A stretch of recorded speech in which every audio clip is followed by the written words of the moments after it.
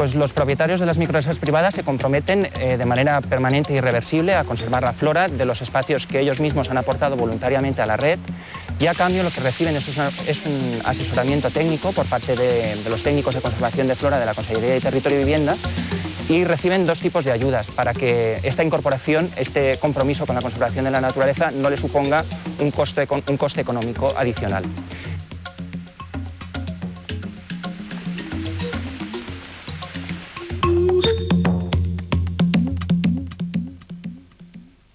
El voltor comú va desaparèixer de les muntanyes de l'Alcoià i el Comtat al segle XIX.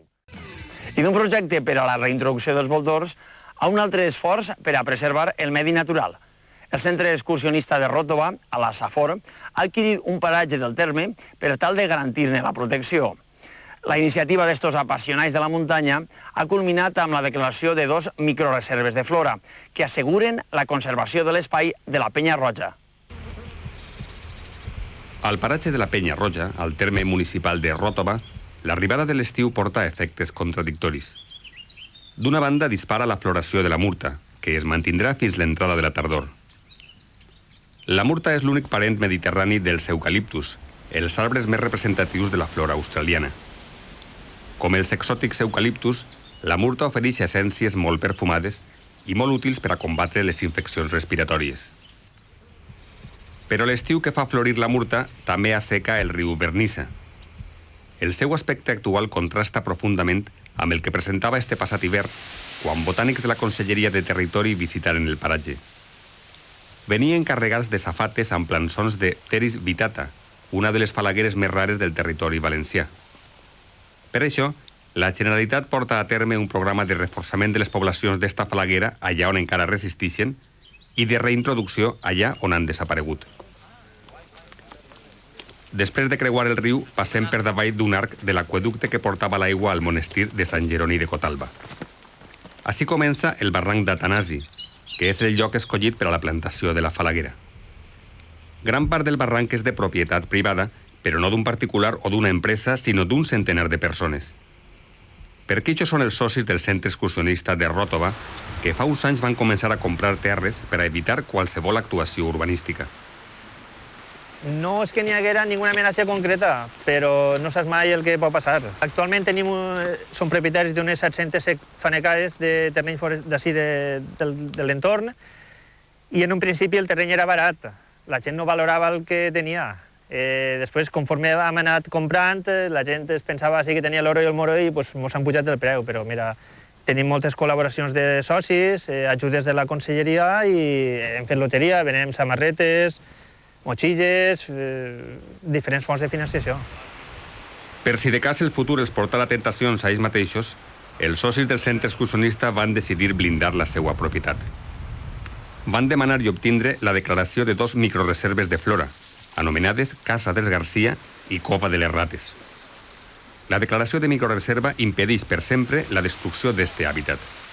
Los propietarios de las microreservas privadas se comprometen de manera permanente e irreversible a conservar la flora de los espacios que ellos mismos han aportado voluntariamente a la red, y a cambio lo que reciben es un asesoramiento técnico por parte de los técnicos de conservación de flora de la Consellería de Territorio y Vivienda, y reciben dos tipos de ayudas para que esta incorporación, este compromiso con la conservación de la naturaleza, no le suponga un coste económico adicional.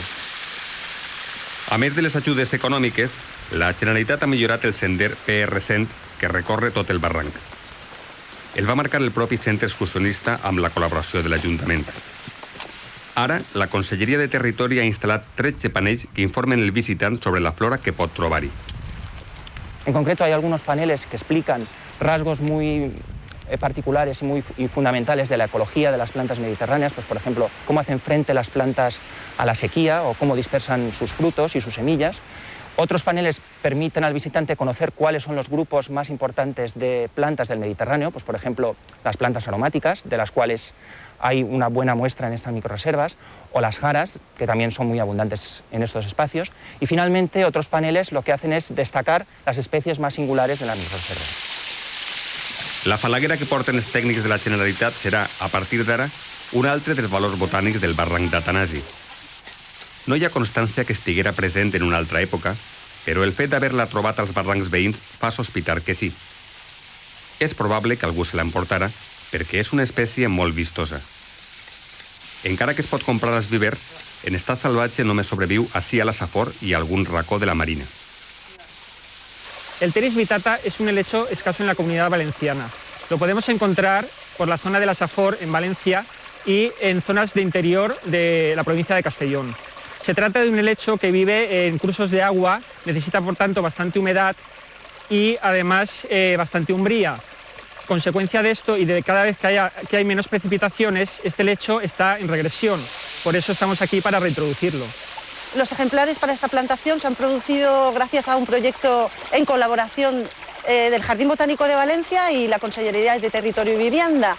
Y las esporas utilizadas son unos helechos producidos por esporas, se recolectan en el campo y luego se producen en vivero y posteriormente se traen al campo, al medio natural. Una altra falaguera molt més comuna, la falsia de Pou, adorna l'entrada d'una de les galeries obertes a la roca viva per a obtindre'n aigua. D'elles s'abasteix el poble d'Alfauir, encara que a hores d'ara ja no resulta suficient. Ja estem molt a prop de la Casa dels Garcia, la construcció que dona nom a la microreserva. Als seus voltants creixen els arboços, una altra de les plantes protegides d'este paratge. També queden restes de les garroferes que motivaren la construcció de la casa. Resulta que la casa esta la va fer la família dels Garcies, que ve d'Alfauira, i es gastava per la recollida de la garrofa. Així venien a la temporada de la garrofa i igual es tiraven 2 mesos, que 3 mesos, replegant garrofes. La gent venia així i es quedava, i els animals baixaven carregats de garrofes i al mateix es pujaven en menjar. La restauració va costar prou degut a pujar el material, perquè entonces el camí estava prou desfet i nosaltres pujant a poc anàvem refent el camí. Pujàvem material, les bigues, les rajoles, el porla el posàvem en saquets de plàstic i conforme anàvem pujant el carregàvem de baix del barranc i el carregàvem en la motxilla i anàvem pujant. I així ens pujava tot el material. La Casa dels Garcia és ara un acollidor refugi, del qual trauen bon profit els socis del Centre Excursionista de Ròtova. Una agrupació que, a base d'esforç i d'imaginació, s'ha fet propietària d'un dels barrancs més interessants de la comarca. Comprar terrenys per a protegir-los és una pràctica poc coneguda a Espanya, però habitual a uns altres països europeus. A Ròtova han demostrat que així també és possible fer-ho.